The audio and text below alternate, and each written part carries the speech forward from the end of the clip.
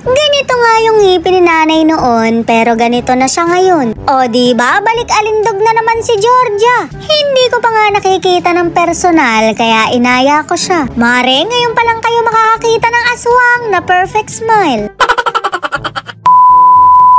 Papunta nga ako sa farm ni Sugar Daddy, pero inaya ko rin sila nanay. Gusto ko kasing makita yung mga ngiti niya dahil naikabit na yung mga ngipin niya. Medyo nalungkot nga lang ako dahil hindi nasunod yung gusto ko. Mare, nag-request pa naman ako kay Doc. Puro bagang kako yung ilagay sa harapan pero ginandahan niya. Sayang naman, ngunguyain na sana niya yung mga susunod na biktima niya. Napakaganda ng nanay ko pero sana'y hindi ako magsisi. 6 na kasi kaming magkakapatid, baka madagdagan pa. Shoot, Mare, baka kumpletuhin yung 7 Dragon Balls. Abay, awat naman mga inaatake na kayo ng Rayuma.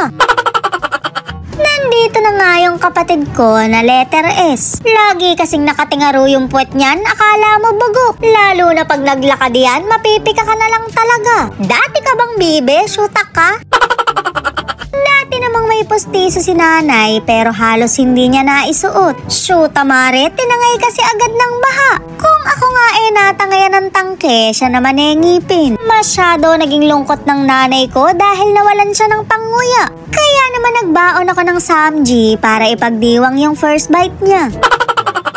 Paano ba yan, nanay? Halos kada taon bumabaha sa atin. Baka tangayin na naman yung ngipin mo, kay bago-bago pa naman. Mamamayat ka niyan pagka nawalan ka ng panguya. Ngayon pa nga lang babawi yung katawan mo dahil masyado kang nangayayat.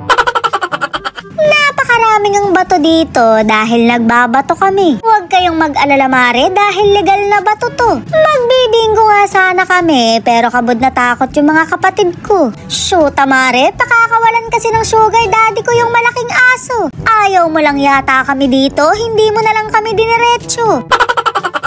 Bumula na nga yung kapatid kong kutuhin dahil favorite niya yan. Shoot, Mare, gabi-gabi sa bingguhan yan. Pero mga 3 araw na siyang absent dahil nilalagnat siya. Tinubuan nga rin ng mga butlig sa katawan na dengue na yata kabibinggo ang shoota. O loko, sabi, denggoy. Mare, excited na ba kayo makakita ng aswang na perfect smile? O diba, confident nang magsalita yung nanay ko dahil hindi na siya nagtatakip ng bibig. Napakasaya nga daw niya kaya iingatan niya nang mawala. Pagka bumaha daw sa amin, ngipin na niya yung una niyang isasalba. Bahala na raw kami sa mga sarili namin dahil malalaki na kami. Yabang naman ang nanay ko, nagmumukbang. Next vlog niya nga raw, Mare, crispy pata naman ang papangalin niya.